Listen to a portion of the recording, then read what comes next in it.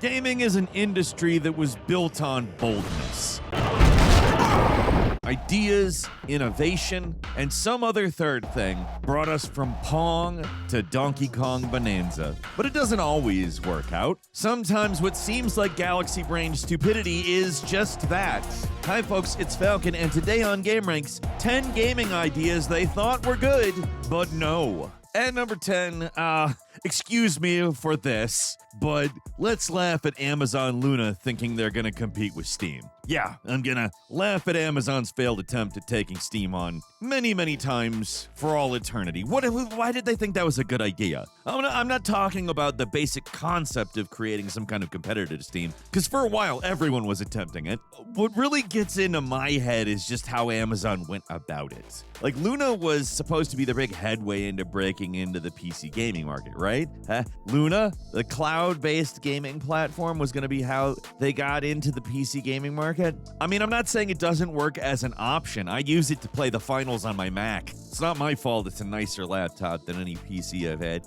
But as a convenience that has obvious disadvantages that one might accept for the comfort of coziness. As a full-ass replacement for Steam, what are you thinking? Steam has the most features, the largest library, and is easily the most consumer-friendly out of all of the storefronts by a wide margin, except for maybe GOG. It's just the obvious choice for anyone who wants to play games on PC, and it's not perfect, but it blows away the competition on pretty much every level. Is there some tiny little storefront that's more consumer-friendly? Sure, probably. But Amazon wasn't trying to make that. Like, it would have been maybe the right idea.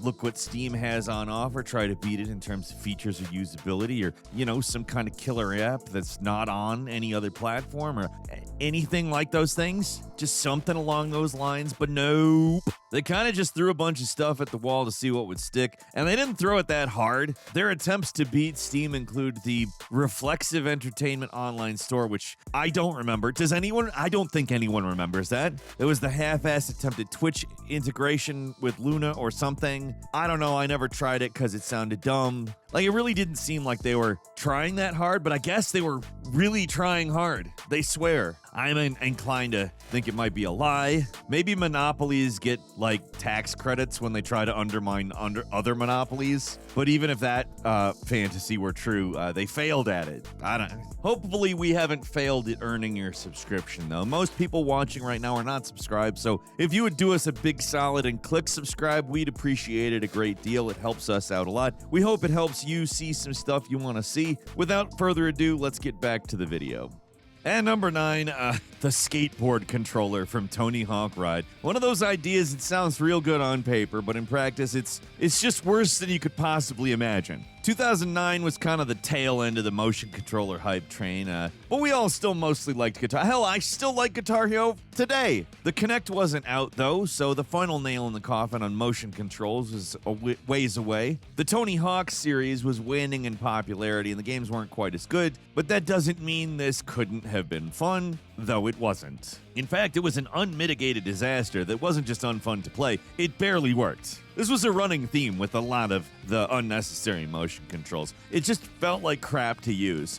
Particularly this one, though. Like, you had to stand on it and try to kinda use it like a skateboard, but not really. Ride got savaged by reviewers at the time, and it was given multiple Worst Game of the Year awards just because, I mean, how useless and terrible that skateboard controller was. It didn't really manage to sell that well, and Activision still made a sequel to it somehow, which most outlets didn't even bother looking at. Like, Tony Hawk Shred was what it was called. I don't even personally remember it. I just remember Ride and how bad it was. Again, a functional skateboard controller could have been fun, but the reality of the technology was that the chances of this being good were just very slim. It was either going to be prohibitively expensive and actually work, and even in that case, that doesn't necessarily mean it's automatically fun, but the other option is that it was cheap and broken, and Activision went with the second thing.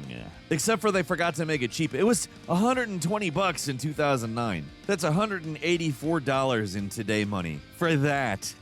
At number 8, announcing Red Ash while Mighty Number 9 was still in development. The entire Mighty Number 9 debacle can be difficult to decipher now because it's been a decade. A lot of you probably don't even remember the game or why exactly people were so mad about it. The game started with good intentions. It was going to be a spiritual successor to the Mega Man franchise, which at the time had been seriously neglected by Capcom. People were still angry about the cancellation of Mega Man Legends 3 and Keiji Inafune's exit from Capcom. The guy was considered by many at the time as the father of Mega Man, even though he wasn't the creator, and people even knew he wasn't the creator. He started off as an artist before working on the actual game design elements with Mega Man 3. The problem with Mighty Number 9 is that the actual game was practically an afterthought. It seemed like Inafune was more interested in building a multimedia empire than making a simple, solid Mega Man-like side-scrolling shooter. That's all anybody wanted. But as the Kickstarter project dragged on and communication slowly ceased, they revealed plans to make a Mighty Number 9 cartoon, all kinds of merchandise and crossovers with other indie games, and most ridiculous of all, a new Kickstarter project on top of the one that they had not already finished for a Mega Man Legends-inspired game called Red Ash. Mighty Number 9 was still in development hell at the time, and pretty much all the news coming out of the project was negative, and to be frank, didn't have the burden of being a conclusion to a story with a cliffhanger, which a Mega Man Legends spiritual successor kind of just doesn't indulge by nature.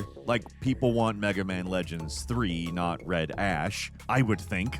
Talking from my own viewpoint, I don't want Red Ash. I want Mega Man. I still want I want Mega Man Legends 3 now to this day. How does that story end? We don't know. Anyway, I don't know why anybody thought it was a good idea to launch a second crowdfunding campaign in the middle of the other campaign not being looked at favorably, but somebody did have that idea because that's what they did. The Red Ash campaign was even more sketchy than the Mighty Number 9 one. It failed and the whole thing got shelved. All they ended up doing was making their loyal backers even more annoyed. And number 7, it is the PlayStation Classic.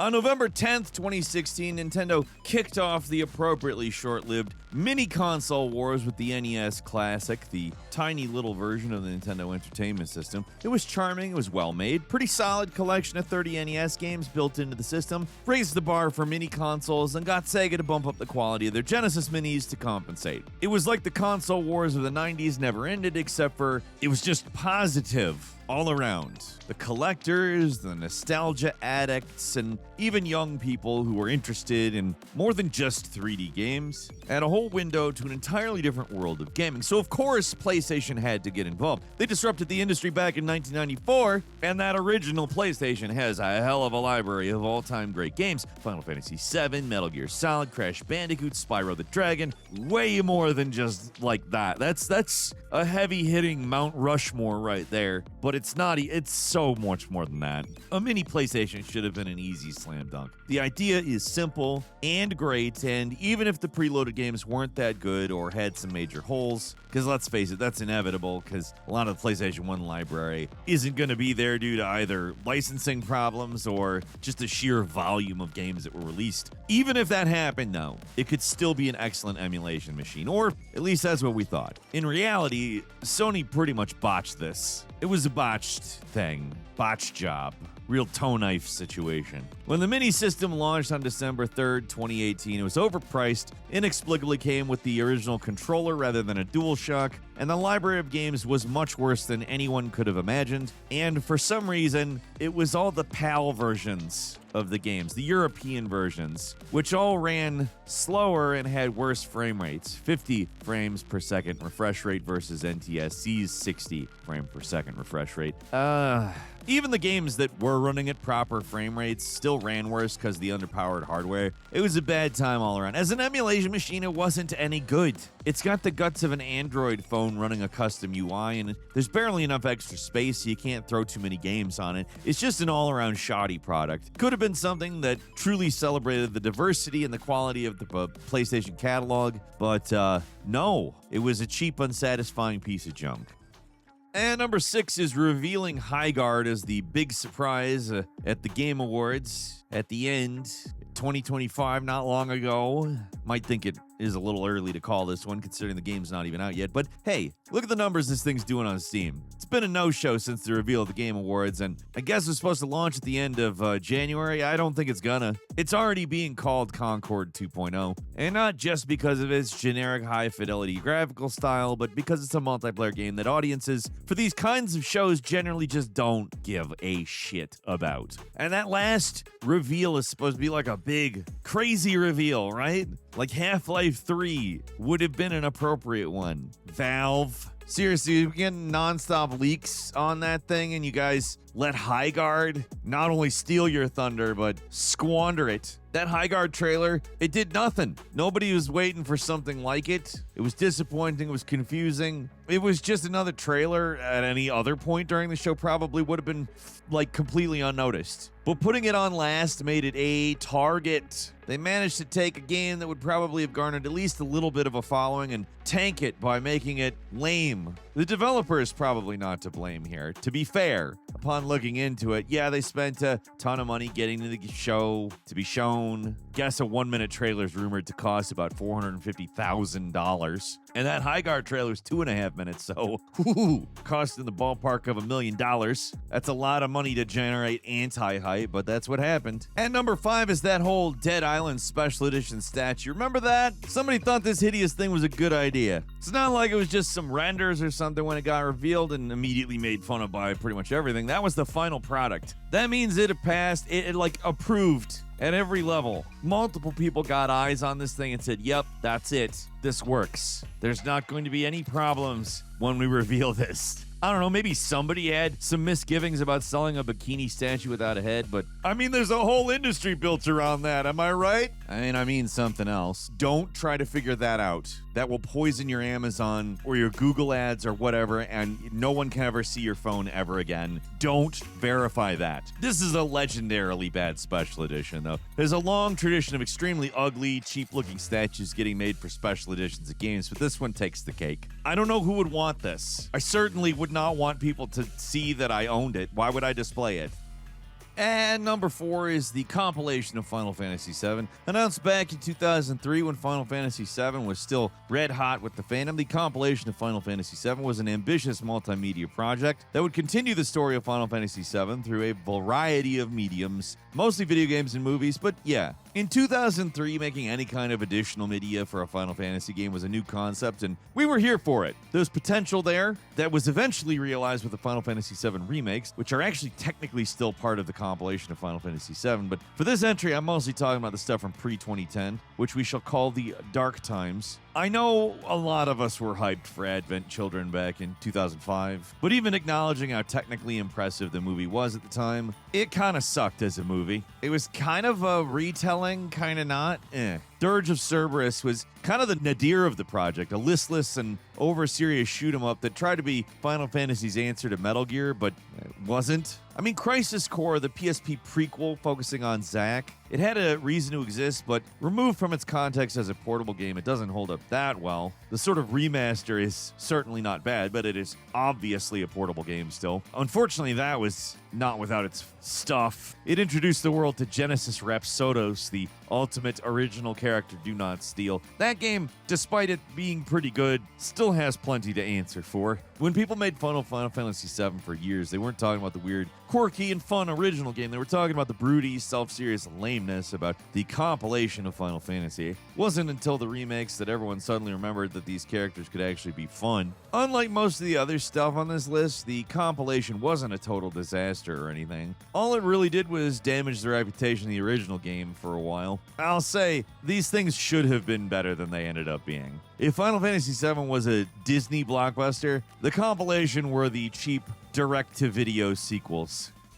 And number 3 is the 3DO interactive multiplayer. We all make fun of the 3DO now for being an overpriced piece of garbage. Terrible controller, frankly an embarrassing selection of games. make the Sega CD's library of junky FMV games look like high art. But the core concept behind the 3DO was actually fairly clever. With Sega, Sony, and Nintendo, the developer and manufacturer of the consoles is the same, but with Trip Hawkins, the original founder for EA's idea for this new type of console was that the 3DO company would license out the hardware to manufacturers like a VCR or later a DVD or Blu-ray or, I don't know, something like that. Basically, so instead of having to deal with the massive upfront costs of producing a game's console, the cost of making these things would be offset by the companies who bought the license. Good idea, clever idea, but there really wasn't an incentive for hardware manufacturers to build these things cheap. They weren't going to sell the systems at a loss, which is often what a console does for the first while, and they weren't getting any license money for games sold, which, again, the loss leader strategy is built on that. The base model for one of these things was $699, which is about $1,500 now, which is a mad price to ask for a system that wasn't even good at generating 3D images. It was a multimedia machine with CD capabilities that hardly justified the price. That's really what killed it. It was just too expensive. And while the low cost of royalties meant that a lot of good games got ported there, they didn't have any killer apps of their own, and that low barrier to entry meant the system got a lot of garbage on it too. Or, weird multimedia things that barely qualify as games. It's one of those concepts that sounds clever, and to be fair, the PC Engine did manage to find success doing some very similar things with the 3DO's licensing scheme. It's just that the 3DO did not work. And number 2 is Sony's live service initiative. Back in 2022, Jim Ryan, the former CEO of Sony Entertainment, pushed hard for live service games. They had the extremely ambitious plan of having 12 of these things out by 2025. If you're a clueless suit, that probably sounded like a great idea. I mean, the more live service games means the more infinite money, right? It only takes one Fortnite to Fortnite. What if we had 12? Back then, it seemed like there was no ceiling for live service growth, but that did not last long. We are at the cutoff point. Hell, we were at the cutoff point before 2025. There were too many of these freaking things in production and not enough people willing to play them. Like, it's too much time for a person to dedicate to a forever game that just sucks generally. Not that there are no live service games that come out and gain traction, but most don't. They're more difficult to make, and we've put it this way more than one time. It's like playing the lottery. If you win, wow, that's a lot of money. But statistically, you're not going to win. The lottery I get playing because it's cheap, and what if you do happen to win the lottery? Wow, crazy.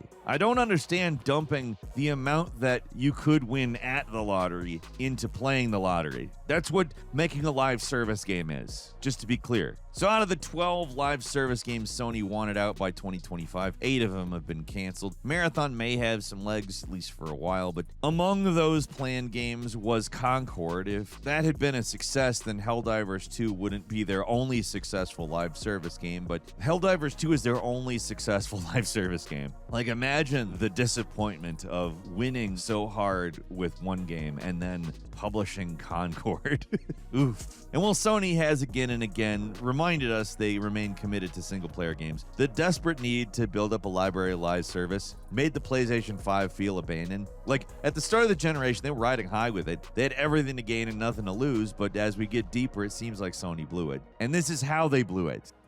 And finally, at number 1, Embracer's attempted domination of the video game industry. Between 2019 and 2023, Embracer terrorized the video game industry, acquiring developers, IPs, and anything else, I'm sure, like a Katamari. Is reckless consolidation. And like, we all knew it was going to be damaging long term. Anyone with eyes had a reason to be concerned, but all we could do was watch it happen and hope for the best. Formerly known as Nordic Games Licensing and then later as THQ Nordic, Embracer wanted to be the ultimate video game IP holding company. In just 3 years, they grew rapidly from a small Swedish company picking through the remains of THQ into an industry powerhouse that owned the rights to Middle-earth, Tomb Raider, Deus Ex, Borderlands, Thief, Legacy of Kain, many more. To be frank, the basis for winning was there. It seemed like they could even own half of the entire third-party industry. They were acquiring so many studios and developers, but nobody knew how this massive growth was meant to be sustainable.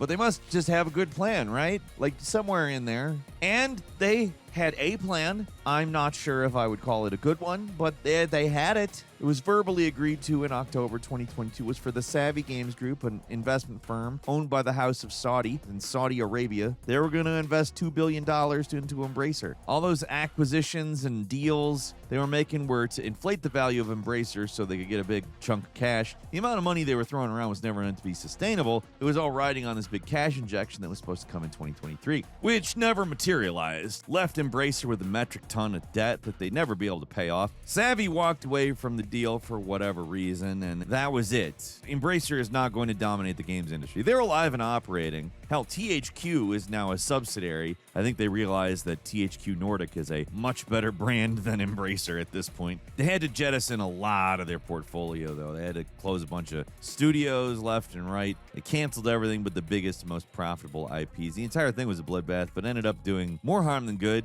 all because a couple of Swedes thought they could sucker the Saudis. Anyway, that's all I got for you. Leave us a comment. Let us know what you think. If you like this video, click like. If you're not subscribed, now's a great time to do so. We upload brand new videos every day of the week. Best way to see them first is, of course, a subscription, so click subscribe. Don't forget to enable notifications, and as always, thank you very much for watching this video. I'm Falcon. Press that join button, become a member of the 1% Club, and listen to the Falcon Show, our official podcast every Saturday. Thanks so much. We'll see you next time right here on gameranx.